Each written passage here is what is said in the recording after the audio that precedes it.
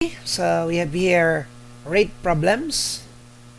So this is about a body which is moving with a constant rate. So let us say a body moves from point A to point B a distance d and at a rate r for a given time t. So we have a formula here that is distance is equal to the rate times the time. So d is equal to r times t. And then take note, we can express t in terms of d and r, and that is t equal to d over r. And also we can express r in terms of d over t. Okay? So to solve problem, we make use of these formulas. Actually, there is only one formula, and in the two formulas here, this is simply expressing one in terms of the other. So here are sample problems. So we have here. This is taken from CE Board, November 2018. Earth is approximately 93 million miles from the Sun, and Jupiter is approximately 484 million miles from the Sun. How long would it take a spaceship traveling at 7,500 miles per hour to fly from the Earth to Jupiter? Okay, so the requirement here is the time for a spaceship with a rate of 7,500 miles per hour to fly from the Earth to Jupiter. Okay, so solution. So the given distances of the planets are referred from the Sun. So we have here, the Earth is 93 million miles from the Sun, and Jupiter is 484 million miles from the Sun. So for a spaceship to fly from Earth to Jupiter, there is a distance between them which is 484 minus 93, and that is 391 million miles. So to compute for the time, so time is equal to distance over rate. So rate can be represented by r or v. So distance is given 391 million miles divided by the speed, which is 7,500 miles per hour. So our time is 52,133.33 hours. Or in years, we can divide this by 365 and 24.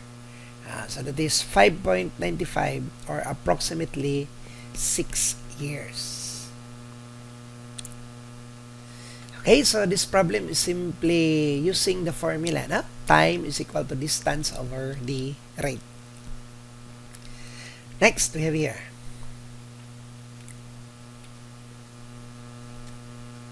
This is taken from CE Board, May 2019. Two trains going in opposite directions leave the same time. One train travels 15 miles per hour faster than the other. In 6 hours, the trains are 630 miles apart. Find the speed of each. Okay? So, find the speed of each. Okay.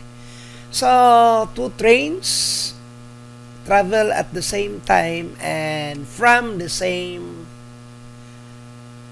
location. Then they travel opposite to each other. Okay, so we have here. So I will let x equal to the speed of the first, and the speed of the second is x plus 15. So that is one travels 15 miles per hour faster than the other. Then in 6 hours, they are 630 miles apart. Find the speed of each. Okay. So let us say this is the starting point. Then the first moves in this direction with a rate x.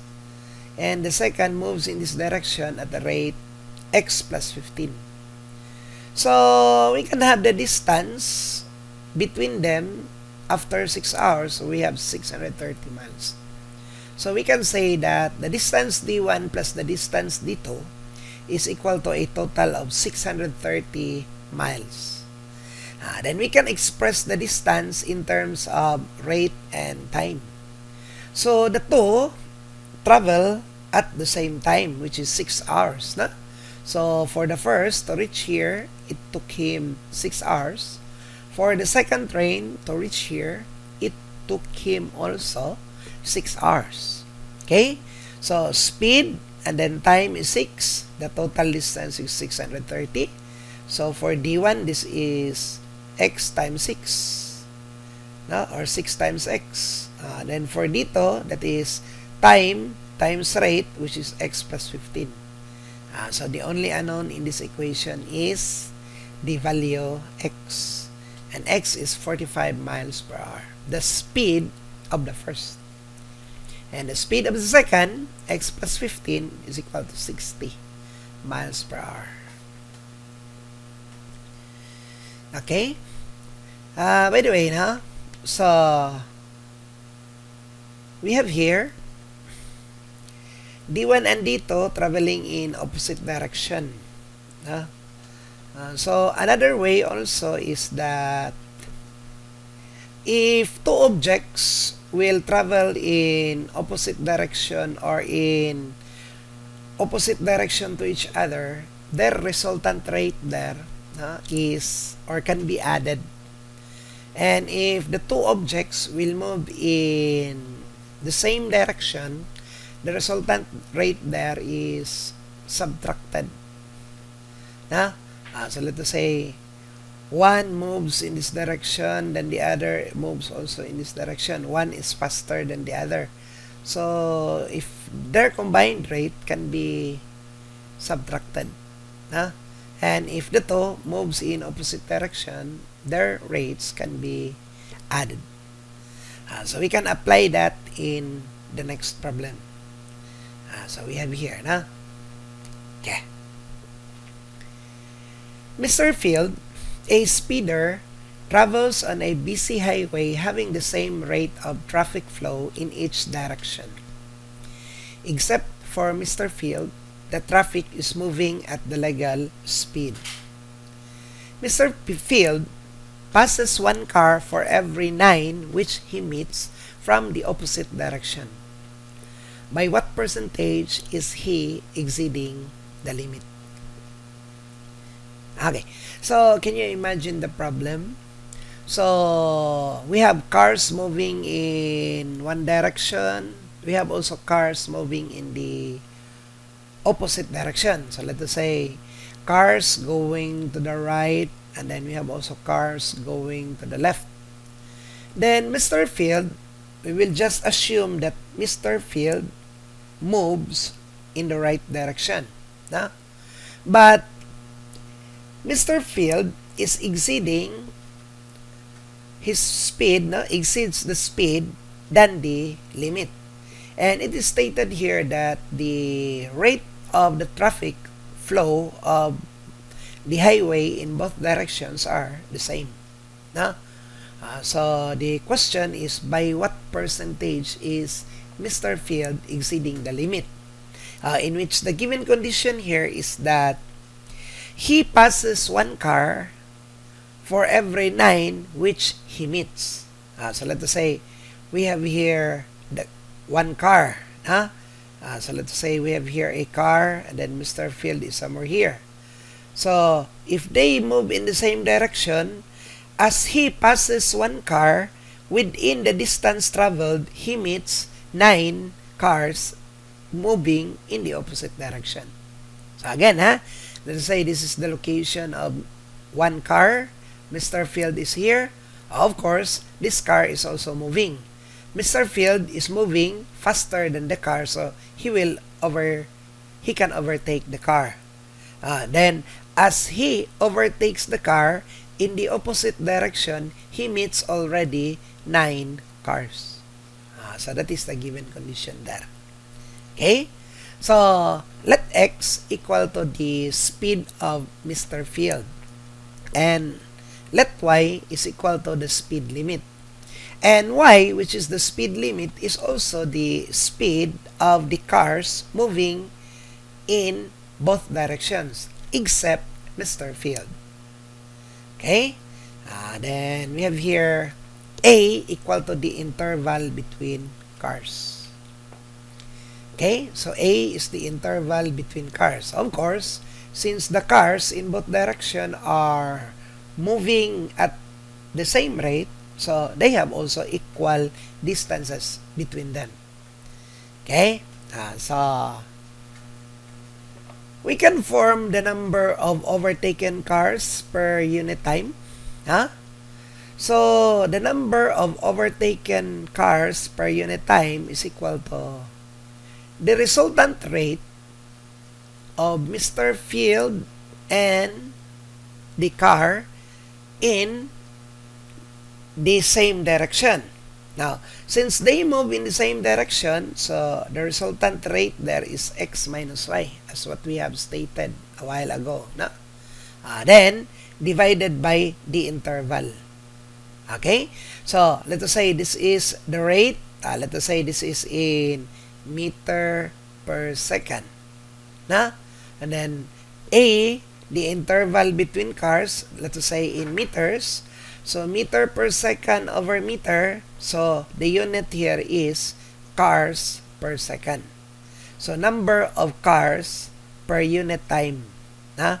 So, yung meter per second, sample lang yan. Ha? But we do not have any unit here.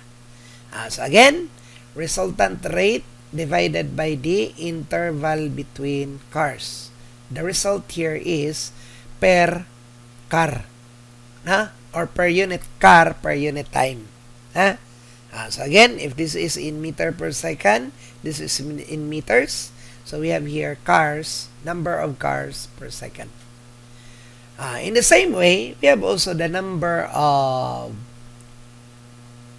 encountered cars per unit time, or they are the cars that Mr. Field meet in the opposite direction.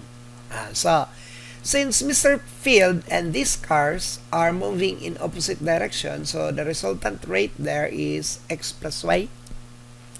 Then divided by the interval of cars, so we have here x plus y over a. So, still, this is in cars per unit time. I will call this equation number 2. Then, how will we form our equation? So, that is, Mr. Field passes one car for every 9 which he meets. No? So, overtake one car for every 9 which he meets. So, our equation would be x plus y over a equal to 9, then x minus y over a. Okay? So, of course, in order to have this equation, you multiply this by 9 because we have overtake one car for every 9 he meets. So, when you multiply this by 9, the two are equal. Okay, ha? Do not be confused that we multiply this by 9. Because you may think that ito yung dapat i-multiply ng 9. Hindi. Because mas marami siyang cars na na-encounter kaysa na-overtaken. Di ba? So, in order to form the equation, the number of cars overtaken or the number of cars met is 9 times as the number of cars overtaken. So, if you multiply this by 9, mag-equal ang dalawa. So, A cancels out here and the only unknowns, we have unknowns here, x and y. So, we can express x in terms of y. So, cancel yung A, na? So, x plus y equal to 9 times x minus y.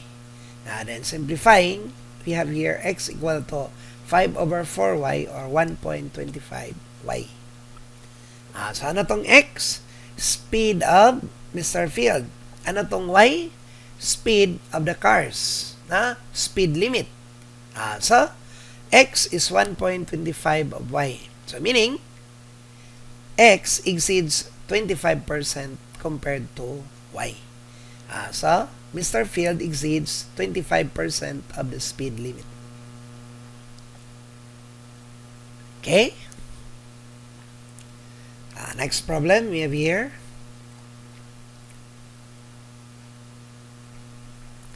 Wala na pala. But this is still a rate problem, but this is another variation. So another variation of rate problem is when there is water flowing or wind blowing which affect the motion of the body.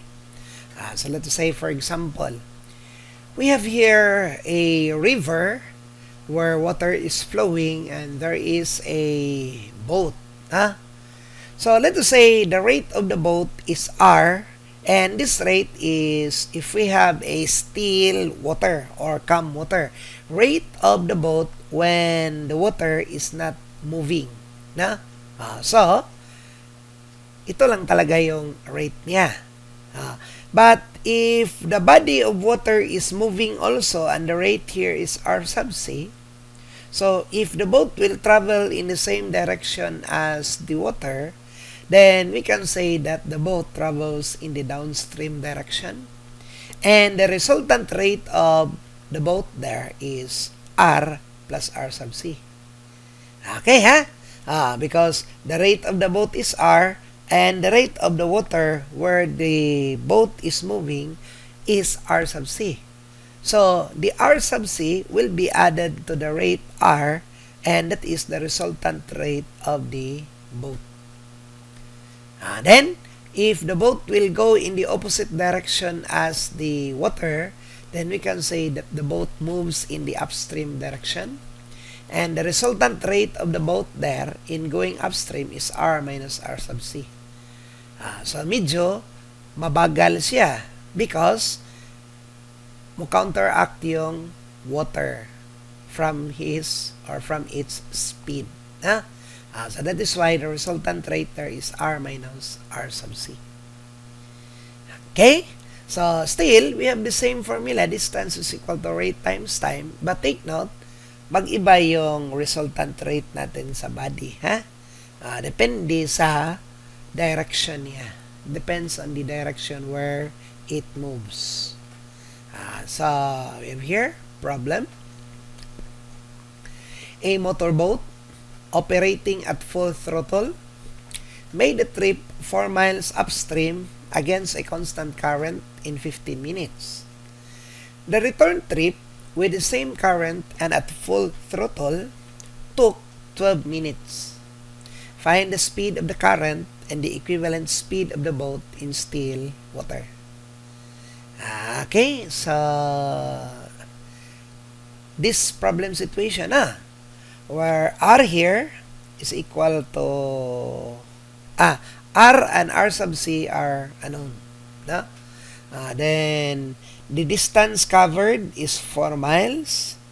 Then we have the time going upstream 15 minutes, going downstream with the current 12 minutes. Then find the speed of the current and the speed of the boat in still water. Okay, so we can now form our equation. So, let X equal to the rate of the boat in still water. Ito yung R rate of the boat in still water. And ito yung R sub C. Y is the rate of the current. Okay, so let's analyze. In going upstream, the distance equal to rate times time, where the resultant rate there is X minus Y. Going opposite with the current. And the time there is 15 minutes. So the time there is 15 minutes. So going upstream, a distance of 4 miles, it took the motorboat 15 minutes. Going downstream, 12 minutes. Okay, so we can now form the equation. So 4 equal to rate X minus Y times 15.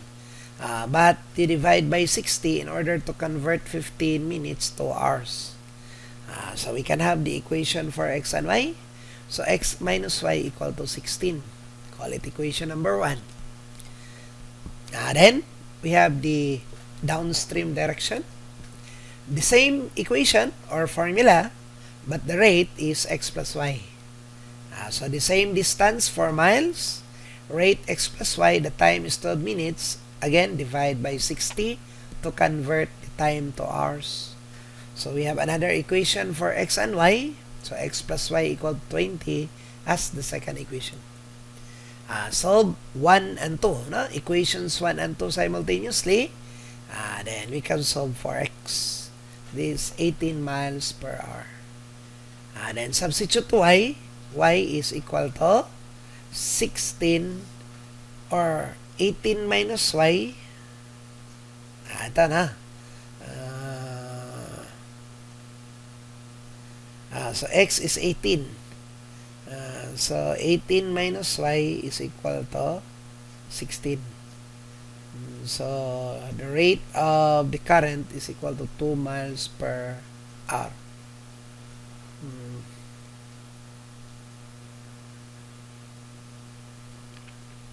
Okay, kuha na to.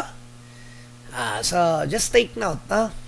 The rate of the body when going with the water and against the direction of the water, so added or subtracted na. The same if we have an airplane moving in air where there is a wind blowing na.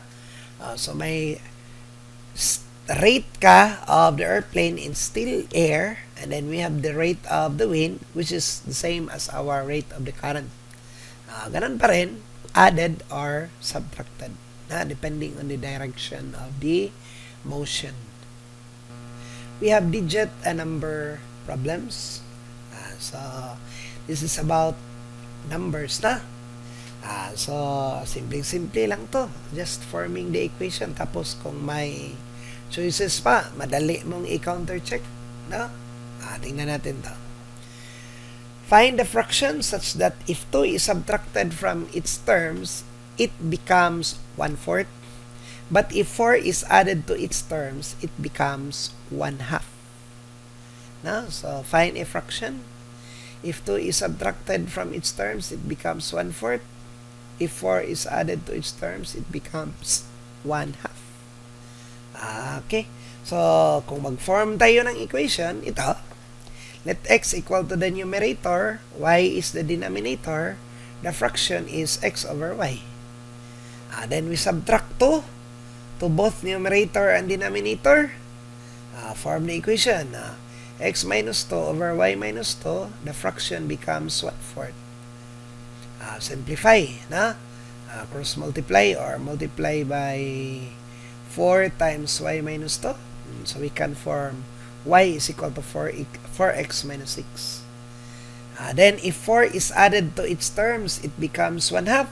So x plus 4 over y plus 4 equals 1/2.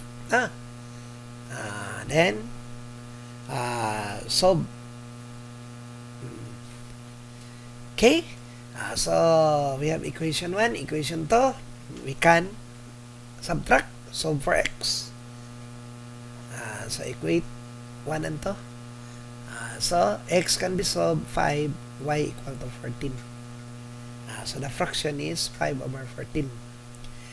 Pero kung may choices, madali lang i-counter check yan. Kuha ka lang ng calculator. May calculator ba kayo dyan? When you subtract 2 to both numerator and denominator, this becomes 3 over 12. And 3 over 12 is 1/4. No? When 2 is subtracted to both numerator and denominator, the fraction becomes 1/4. 5 minus 2 is 3. 12 minus 2 is 12. So 3 over 12 is 1/4. If you add 4 to its terms, so 5 plus 4 is 9. 14 plus 4 is 18. The fraction becomes 9 over 18 or 1/2. Okay? Madaling i-counter check yan. Yan lang. Kung kaya nyo isolve ang problem na ganun lang, then why form equation and solve? Pwede mo namang mag-press lang ang calculator tapos i-counter check mo. As long as naintindihan mo yung problem. Di ba? Okay. Okay, next we have here. This is taken from CE Board May 2019. Okay. During the Winter Olympics game in Torino, Italy, the total number of gold medals won by Germany, Canada, and United States were 3 consecutive odd integers. Of these 3 countries, Germany won the most gold medals, and Canada won the fewest.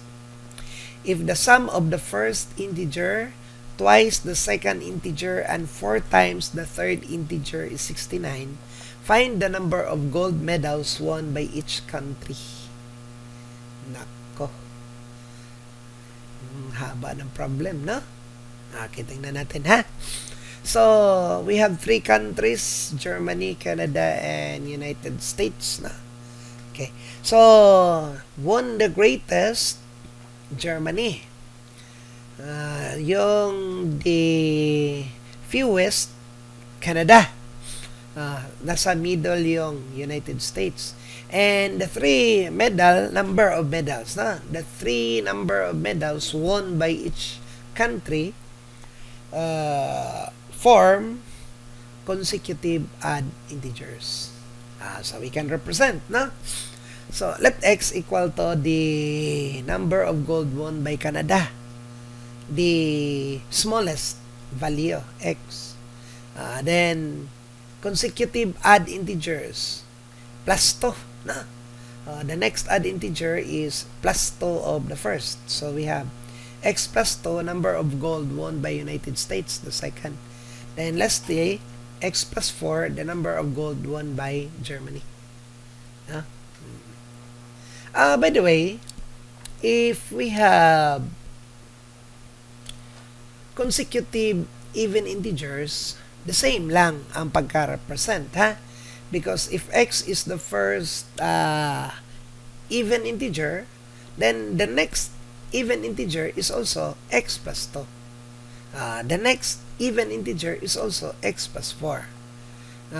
Kasi I have encountered also some questions na ano daw, pag x daw yung first integer, no? Tapos ang kasunod add integer, x plus 1 daw or x plus 3. Hindi, no? Plus 2 lang. We start with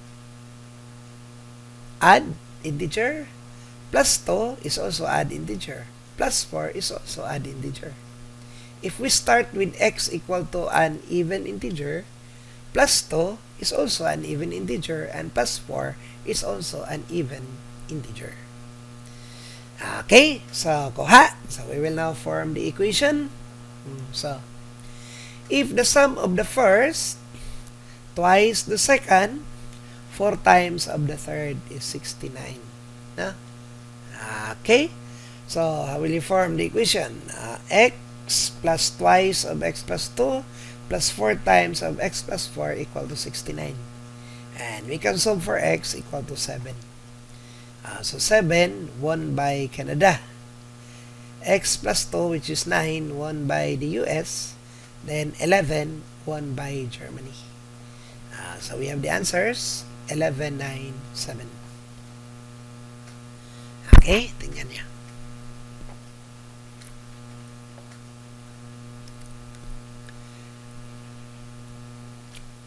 Okay, so let's move on to the next problem. We have here. This is taken from CE Board May 2015. So, we'll read, na? A number is expressed by 3 digits which are in arithmetic progression. If the number is divided by the sum of the digits, the quotient will be 26. And if 198 be added to the number, the digits will be reversed. Find the 10th digit. Okay. So, we have here a 3-digit number, na? So, take note. We have a 3-digit number, and these digits form an arithmetic progression. We know already what is an arithmetic progression. That is our discussion last time, no? We keep on adding a constant. Okay. So if the number is divided by the sum of the digits, the quotient will be 26. And if 198 be added to the number, the digits will be reversed. Find the tens digit. Okay. So we will represent, now, we have here,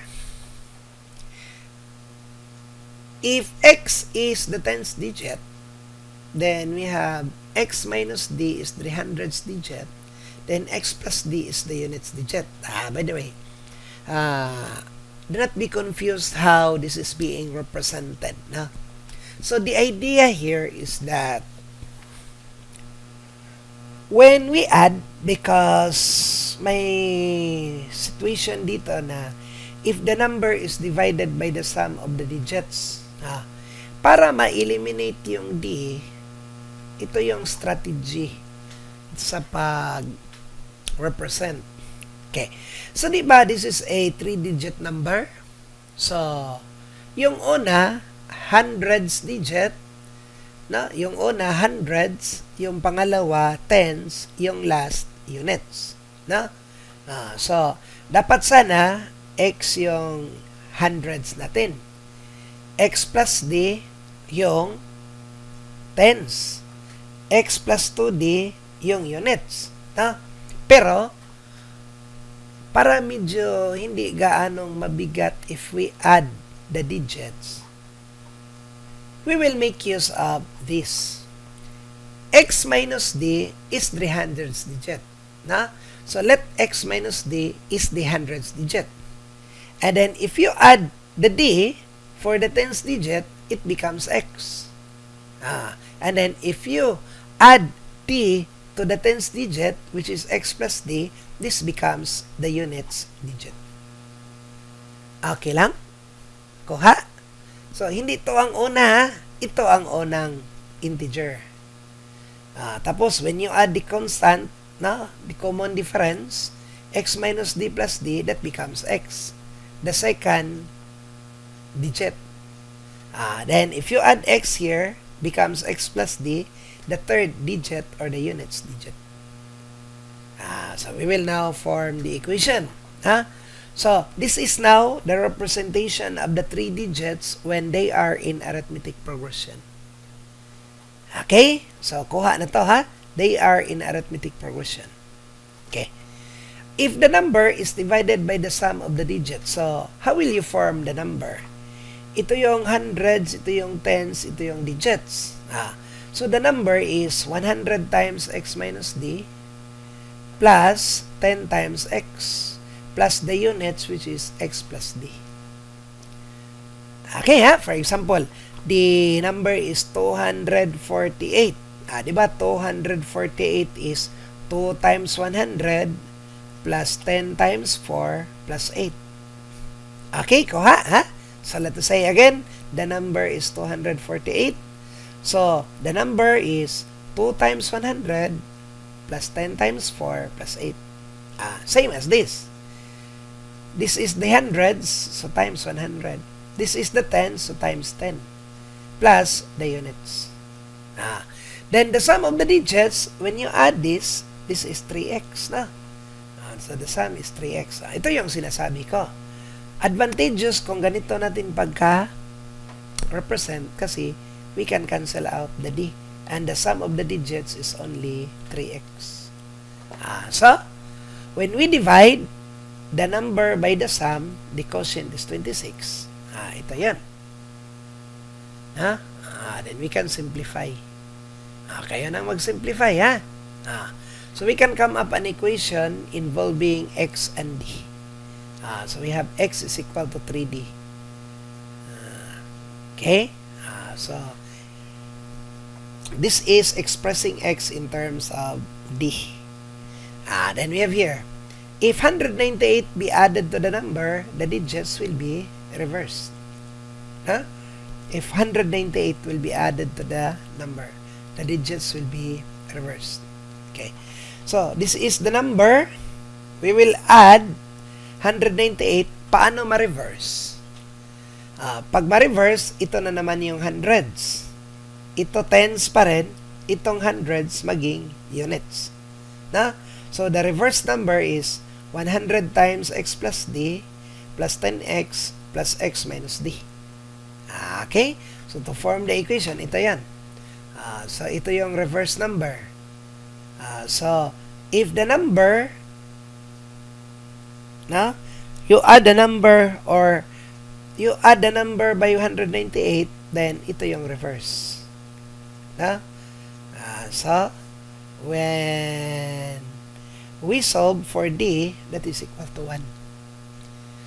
And the tens digit is 3x, so the tens digit is x equal to 3d, x is equal to 3d, and we have solved our d equal to 1, so the tens digit is x equal to 3d equal to 3. Okay, so